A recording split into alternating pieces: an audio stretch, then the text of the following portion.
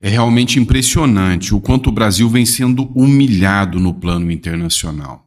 Até as ditaduras que o Brasil vem se alinhando estão humilhando o Brasil. É vergonha atrás de vergonha. Até o Maduro, que o Lula jurou defender com unhas e dentes, tá tirando sarro e tirando onda com a cara do Lula.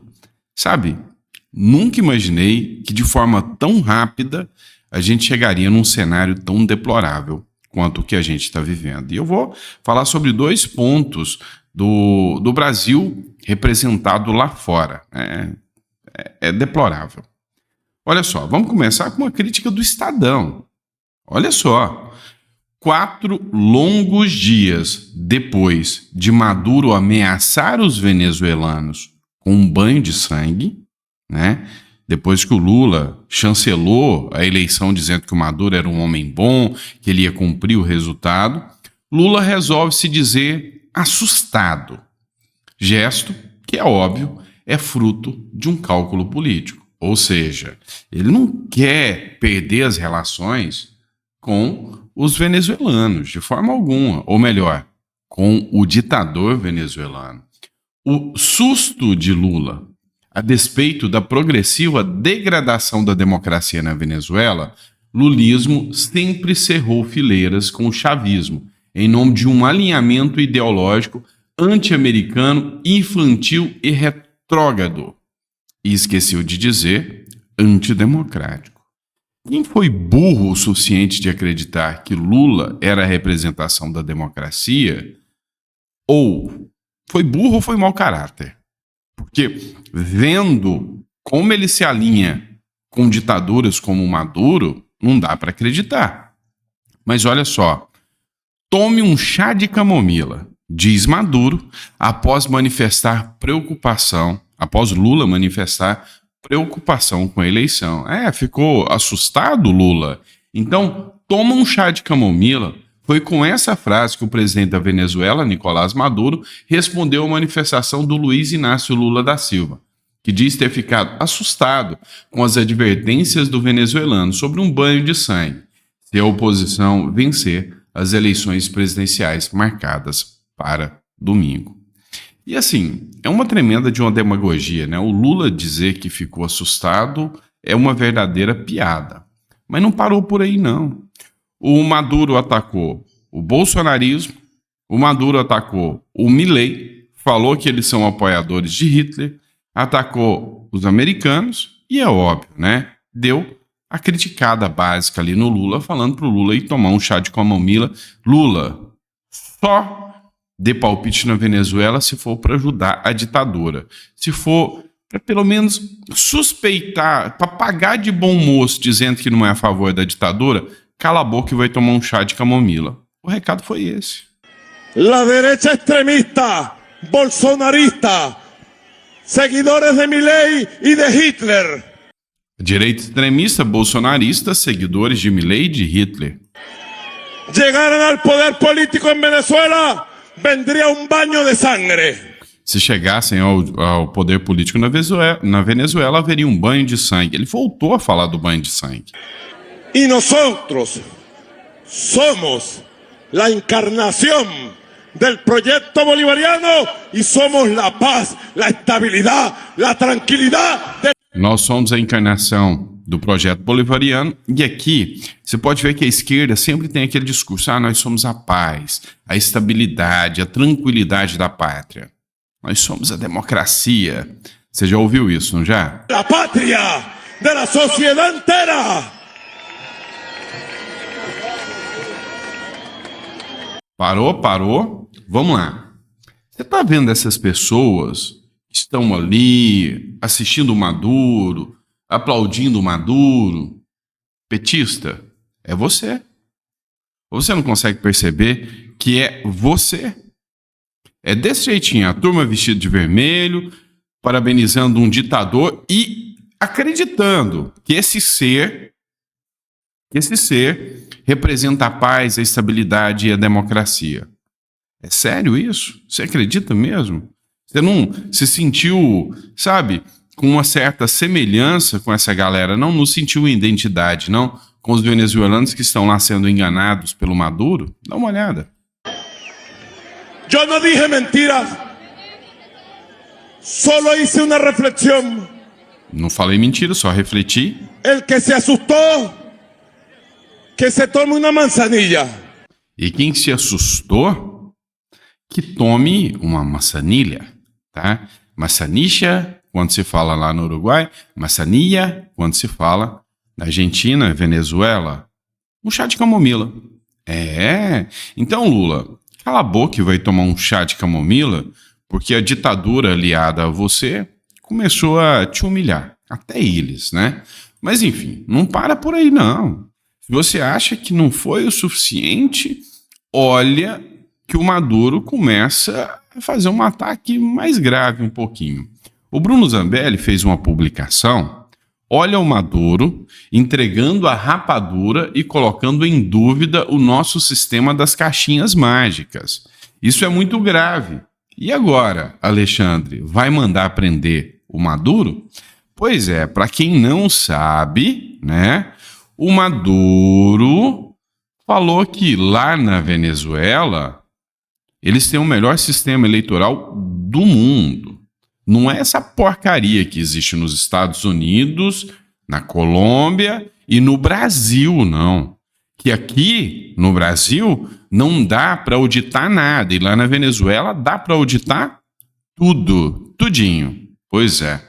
Eu acho que vai ter ordem de prisão ou pedido para explicação em 24 horas. Alguma coisa vai acontecer, né? Tenemos el mejor sistema electoral del mundo. Tiene 16 auditorías. Temos o melhor sistema eleitoral do mundo com 16 auditorias. Y se hace una auditoría caliente, como ustedes saben, el 54% de las mesas. Temos uma auditoria quente que faz o registro, né, de 54% de todas as mesas. ¿En qué otra parte del mundo hacen eso? Que outro lugar do mundo En tem Estados isso? Unidos es inauditable el sistema electoral. En Brasil É inauditável o sistema eleitoral no Brasil. Ô Lula, vai deixar barato? Faz isso não, vai ficar feio, Lula. Não deixa barato, não. no auditan ni un acta. En Nenhum único relatório é auditado no Brasil e na Colômbia. Brasil. En Colombia no auditan ni un acta. Nem mesmo um único relatório. En Venezuela auditamos en caliente, en la mesa, el 54%. Na Venezuela, nós auditamos em caliente, né, de forma quente, né? Na mesa, 54% é auditado. Tenemos el mejor Pois é. Ficou feio, não ficou? Ficou feio pro Lula, né? Parece que o Lula acabou de ter uma inimizade com o Maduro. Vai ficar calado, vai tomar o chá de maçanilla, né? Ou camomila, ou vai fingir que não aconteceu nada, vai pagar de Mona Lisa. Pois é, uma coisa é certa. Desde que o Lula sumiu, o Brasil vem sendo um pária internacional, vem passando vergonha. E aí, até o TSE está sendo questionado. Olha só essa matéria do antagonista. O TSE vai endossar a farsa eleitoral de Maduro por Lula? Pois é. A Corte Eleitoral mudou de ideia e decidiu enviar observadores à Venezuela após a pressão do Itamaraty. Cara, é assustador e vergonhoso, né? Todo mundo sabe que a Venezuela já fraudou o sistema. Todo mundo sabe que lá não é justo e livre. Para você ter noção, jornais já foram fechados, opositores foram presos, ameaça, né, tentativa de sequestro, carros vandalizados e a máquina pública está na mão do Maduro. Já prometeu que vai ter um banho de sangue, vai ter uma guerra civil. É justa essa eleição? Ah, tá. O Bolsonaro vem aqui e fala: ah, não, aí, ó, eu tenho dúvida dessas caixinhas brancas. Pronto, inelegível, pá. Agora o Maduro vem e fala: olha, o negócio é o seguinte: se eu perder, vai ter banho de sangue. E aí não é antidemocrático. Eu não vi ninguém desses defensores da democracia abrindo o bico, né, para falar sobre esse absurdo do Maduro. E aí o TSE vai o quê? Chancelar isso. Vai chancelar, né? Vai simplesmente mandar, né, auditores lá para fiscalizarem e depois disserem: foi tudo lindo, foi maravilhoso, não é? Pois é, vergonhoso demais. O Pedro Manso, que é aquele humorista, ele fez a publicação: gente, estou passado. Será que isso é verdade? Comentem e me expliquem, por favor. É um vídeo que viralizou nas redes sociais, né? E aí ele diz o seguinte: existem dois tipos de esquerdistas. O esperto que explora o idiota e o idiota que defende o esperto. Assiste aí. É a menor dúvida de que houve corrupção no governo do PT. No governo Lula era uma roubalheira e só a bandidagem do PT que tinha acesso a isso. Aí eu digo, é corrupção, claro que é corrupção. O Lula cometeu, então, crime de corrupção passiva e lavagem de dinheiro. Você tem dúvida? Não, eu quero que... Você tem dúvida? Estou perguntando Não, você tem dúvida? a posição da senhora. É crime de corrupção. O Lula não tem a capacidade de fazer um meia-culpa, né, como grande orquestrador do até então maior escândalo da história da República, que foi o Petrolão. Não vamos aqui dourar a pílula. Nós estamos falando de um governo que primeiro usou o mensalão como mesada para comprar o Congresso Nacional, depois, numa reeleição para se manter no poder, um Petrolão dividindo com partidos políticos. É verdade essa culpa, eu faço esse reconhecimento, o governo do PT não faz, até hoje nega que houve esse escândalo. Mas vejam a audácia dessa turma. Depois de ter quebrado o Brasil, Lula diz que quer voltar ao poder. Ou seja, meus amigos, ele quer voltar à cena do crime. O que aconteceu na Petrobras foi crime mesmo. Não foi política. O que aconteceu na Eletrobras foi crime mesmo. O que aconteceu na Caixa Econômica Federal foi crime mesmo. O que aconteceu no crédito consignado foi crime mesmo. O que aconteceu nos fundos de pensão foi crime mesmo. Portanto, a gente não deve... Eu não tenho a menor dúvida. Cara, a internet é bom demais. Fica tudo salvo. Imagina se a gente ainda dependesse da Globo, da Foice de São Paulo e dos demais. Pois é, se a gente ainda dependesse desses, ninguém saberia disso. Agora, como tem a internet, a malvadona que tem que ser regulamentada, meu irmão, a gente busca tudo, né? É assim que funciona. Vamos lá, pessoal. E como eu disse que o Brasil passa vergonha até no plano internacional, vamos falar até de uma coisa simples. Participar de uma Olimpíada é motivo de vergonha para o Brasil. Vamos começar com o fato de que o Lula não vai, né? Nas eleições, na abertura das Olimpíadas, mandou a Janja. E aí é vergonhoso porque ela não tem cargo público, ela não é chefe de Estado, teve que causar um conflito diplomático para que ela pudesse pagar de a primeira ministra do Brasil. Já é vergonhoso por si só. Os uniformes da delegação são... Vem cá, quem não entendeu é porque está meio desentendido do assunto mesmo. Foi baseado na Janja, os uniformes da delegação. Então, assim, todos os atletas se sentiram humilhados com aqueles uniformes ridículos que o governo mandou para eles. E não bastasse isso, o Brasil figurou uma cena de machismo internacional. Não entende o porquê? Vamos lá, eu te explico. Matéria do Valor Econômico. Sem tamanho G... brasileira recebe uniforme masculino para competir na Olimpíada. Pois é, essa turma aí que governa o Brasil não sabe organizar nem uma delegação olímpica. Pois é, chegou lá, um atleta não tinha uniforme, estava sem uniforme. Teve que pegar emprestado uniforme masculino, né? Teve que pegar um uniforme de um homem para poder participar, né? E aí, aquela turma da lacração, ninguém tá reclamando. Nossa, que machismo, que incompetência, não. Cara, é uma notinha ali, ó. Se fosse na época do governo Bolsonaro, mas seria assim, 1 milhão de matérias falando do machismo do Bolsonaro, da incompetência, do machismo desse governo, ou não seria assim? Tô mentindo? Não tô, vocês sabem que não. Mas olha só isso aqui. A Puma envia um uniforme para a atleta brasileira não competir com roupa masculina e se desculpa pelo erro. A Isabela Silva receberá vestuário em Paris depois de dizer que competiria com material de homens. Meu irmão, tá aqui. Tá? Ia ter que competir com material de homem. Ela que participa daqueles lançamentos de peso, né? Pois é, vergonhoso. Minha solidariedade a ela, né? Com a pena que ela tem que passar por uma humilhação dessa. Eu sei, eu já competi jiu-jitsu, né? Não em Copa, nem em Olimpíada, né? Mas participei de competição já.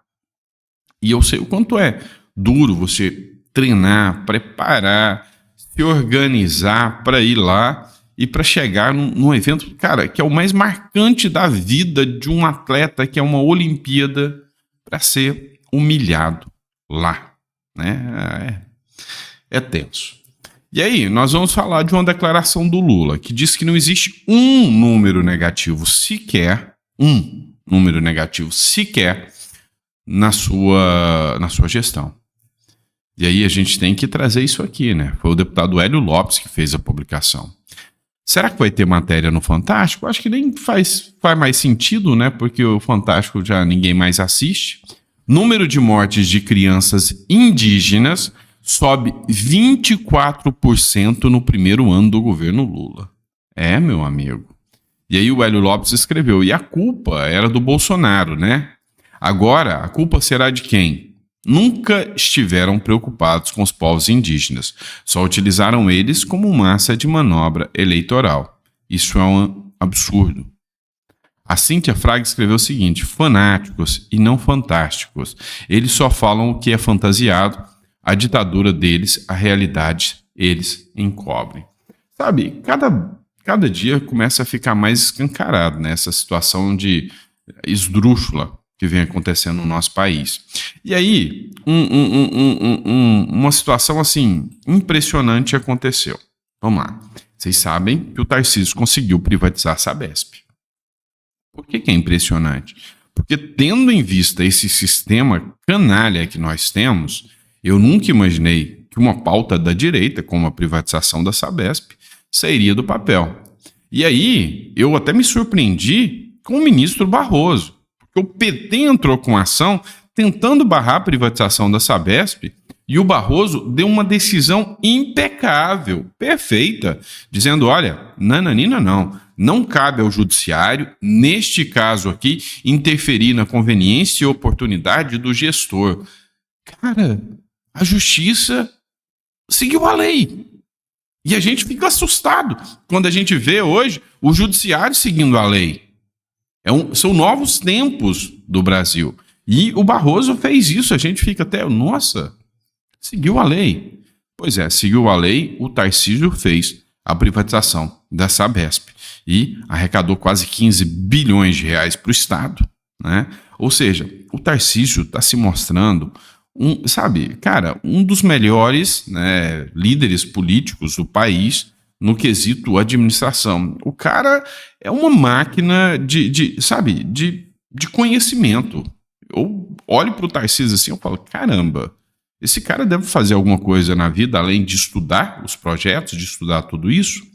E aí eu quero que você veja as respostas que o Lula costuma dar, né? Aquelas coisas demagogas, eu vou colocar picanha na sua mesa, cervejinha, e até hoje não chegou. Os números do meu mandato não tem um número negativo. Mentira, tem milhões de números negativos. E aí uma repórter resolveu fazer uma pergunta pro Tarcísio. Cara, tomou uma aula. Eu só quero que você assista e veja a diferença entre líderes, Tarcísio e Lula. E, cara, esse cara dá umas escorregadas de vez em quando e eu não tenho medo de criticar. Mas esse cara é sensacional. Olha só. Bom dia, Gabriela da Record. Governadora, uma das grandes promessas da privatização é a questão do acesso à água e tratamento de esgoto para a maioria da população. A sensação de parte dessas pessoas é que com a privatização, talvez elas fiquem ainda mais alheias a esse acesso. Eu gostaria de saber do senhor o que garante que esse acesso à água e tratamento de esgoto vá chegar às populações mais vulneráveis e também que tipo de cobrança o governo vai fazer à empresa, que tem a maior parte da ação, para que realmente haja uma responsabilidade social em relação à entrega desses serviços. Bom, vamos lá. Como a gente falou, tudo foi sempre estruturado visando essa universalização do saneamento, alcançar aquelas pessoas que precisam do saneamento básico. Então a gente buscou desde o início, em termos de planejamento, identificar quem são essas pessoas, onde elas estão. Os contratos originais da Sabesp, que foram substituídos por um único contrato, não alcançavam as pessoas que estavam nas áreas rurais, não alcançavam as pessoas que estavam nas áreas irregulares consolidadas, nas áreas de favela, nas palafitas. Então, o contrato, a partir de agora, alcança essas pessoas. E para nós interessa, porque o que nós queremos? O aumento da disponibilidade hídrica, nós queremos a balneabilidade das praias na Baixada Santista, a gente quer despoluir o Tietê, ou seja, tudo aquilo que tem a ver com uma maior resiliência. Então, vocês já imaginaram o Lula dando uma resposta e citando termos do contrato, citando que o contrato anterior tinha uma previsão, o novo contrato tem uma nova previsão, as áreas que vão ser afetadas, as áreas que vão ser beneficiadas e o baldeamento, né, dos recursos hídricos? Vocês já imaginaram o Lula dando uma resposta nesse nível? Alcançar as pessoas é fundamental, é pacífico. Para isso que a gente buscou um investidor de referência e para isso que o nosso foco sempre foi o investimento. Nós temos um investimento projetado de 68 bilhões para ser realizado até 2029, então uma meta ousada. A empresa já vem se preparando para isso, com uma grande reformulação que houve em termos de processo, relacionamento com stakeholders e stakeholders. Será que o Lula sabe o que é isso? A aliança do objetivo social, né, com os objetivos da empresa se dá pelo acordo de investimento e pelo contrato. O contrato tem várias alavancas para tornar esse objetivo possível e para forçar, de fato, a realização do investimento. Então, por exemplo, a revisão anual da base de ativo é um instrumento importante, isso alinha incentivos. Outra coisa que alinha incentivo é a lógica do backward looking, ou seja, uma mudança regulatória importante, porque a consideração de qualquer investimento na base se dá após a realização do investimento e não antes, como era o caso pretérito, ou seja, antigamente você anunciava o que você ia fazer nos próximos anos e já incorporava aquilo na tarifa. Agora não, a base de ativos é incorporada na tarifa após a realização do investimento e esse é um incentivo importante. Você tem outros mecanismos de penalização tarifária no caso de não realização de investimento, como é o caso do fator de universalização. Então nós temos vários recortes, essa aplicação desse fator de universalização é feita segundo uma granularidade, a gente vai estar olhando a URAI, olhando o município com recorte, para que haja o desconto tarifário no caso daquele investimento não se materializar.